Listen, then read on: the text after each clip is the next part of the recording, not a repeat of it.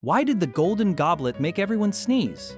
Once upon a time, there was a shiny golden goblet that everyone wanted to drink from. But every time someone took a sip, they would sneeze loudly. People thought it was a curse. They tried everything to stop the sneezing, like wearing funny hats or hopping on one foot. Finally, a clever little mouse discovered the truth. The goblet was filled with sneezing powder.